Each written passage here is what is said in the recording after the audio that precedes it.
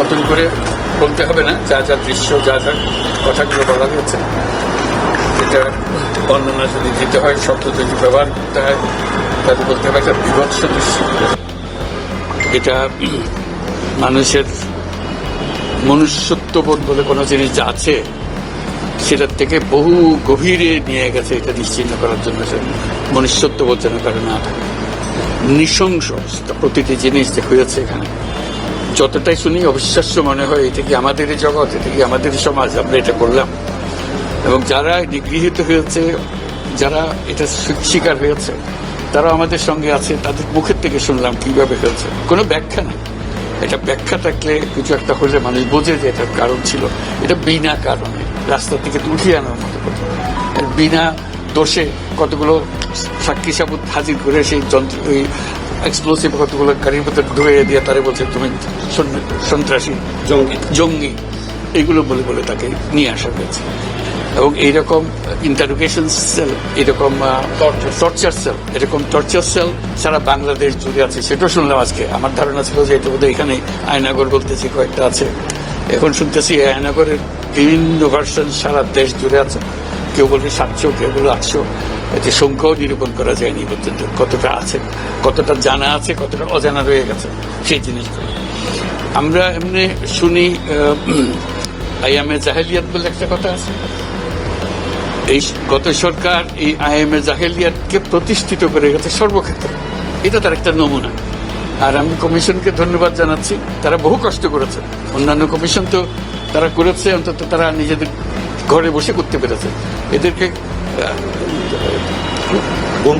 গুম কমিশনের যেটা, তারা কোদালা এগুলো আবিষ্কার করার জন্য আসতে হয়েছে, তাদেরকে বের করার জন্য কিসের মধ্যে লুকিয়েছিল, কারা কি করেছে, এখনো ধ্বংসাবশেষ আমরা দেখতেছি।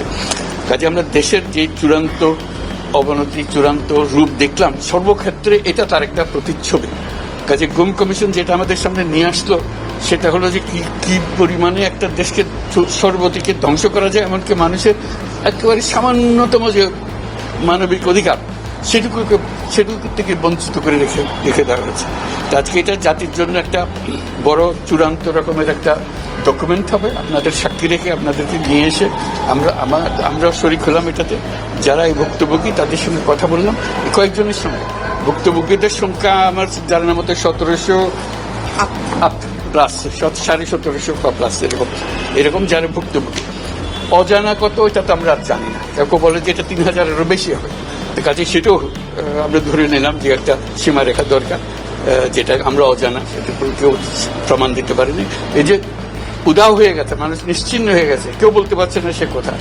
তার মেয়ে আপনাদের সামনেই ছিল আজকে, যে বলছে আমার মাকে কোথায় নিয়ে যাওয়া হয়েছে। আজ 9 বছর করে, 9 বছর ধরে আমরা আর খোঁজ পাইনি। সে নিজেও ছিল, 11 বছর বয়সে ছিল, সে মায়ের সঙ্গে ছিল, তাকে রেখে মাকে নিয়ে চলে গেছে।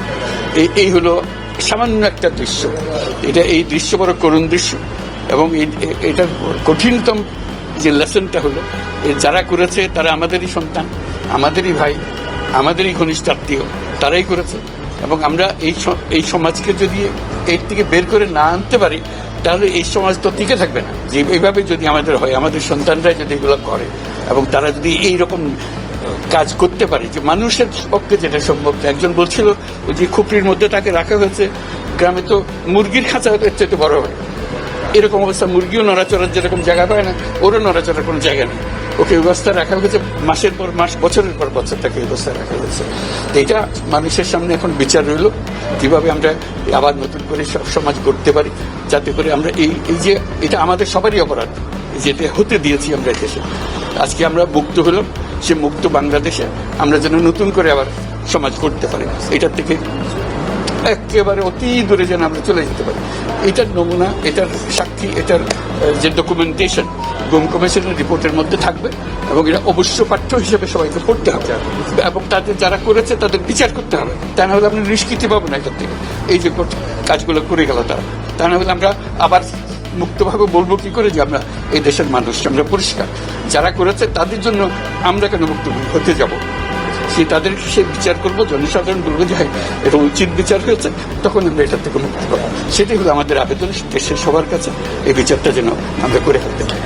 এইগুলো সব এভিডেন্স যা যা আমরা দেখলাম, এভিডেন্সগুলো সিলগালা করে রাখা হবে যাতে করে কেউ বিনষ্ট করতে না পারে, যখন বিচারের কাছে যে এটা প্রমাণ হিসেবে ব্যবহার করতে পারে সেই হিসেবে আমরা থাকি। ক্ষতিপূরণ হিসেবে আমরা দেখি না, আমরা দেখছি যে ন্যায় বিচারটা তার জন্য হয় অতি তাড়াতাড়ি হয়, যে বিচার দীর্ঘসূত্রিতায় পড়ে থাকবে সেই জন্য এটা থেকে নিষ্কৃতি পায়, এটা আমাদের ফার্স্ট প্রেফারেন্স। তারপর দেখা যাবে তাদের কি করা যেতে পারে। তার জীবনটা ফিরিয়ে দিতে পারবো না যে জীবনের মাধ্যমে সে গেছে, অন্তত দেখলে মনে সান্ত্বনা হবে, জায়গাটা দেখে এসেছি। ওই মেয়েটা যে বাচ্চা মেয়ে যে বলতেছে আমার মাকে আর দেখতে পেলাম না, কোথায় চলে গেল, আজ পর্যন্ত কেউ খবর দিতে পারলো না সে বেঁচে আছে না মরে গেছে, মরে গেলে কোথায় আছে। The whole existence of this government is because of this, that we don't want to stay in that darkness that has been created around us. So we want to create a new environment, new, as we say, new Bangladesh, as the students have been claiming all the time. So that led to the reform commissions. One of them is this disappearance commission, which led us to see this thing. If we didn't have that commission, probably it will be just a storytelling. Nobody will believe, somebody will say yes, somebody will say no. Now they have concrete proof, and now they will go to the justice. So this is one step. And then what happens to the rest of the institutions? You are dealing with something that have done. Will this be repeated in future? That's something we have to make sure that it's not repeated in future. No way, nowhere near it. This is the worst ever in the whole world possible. So we don't want to have anything to do with it.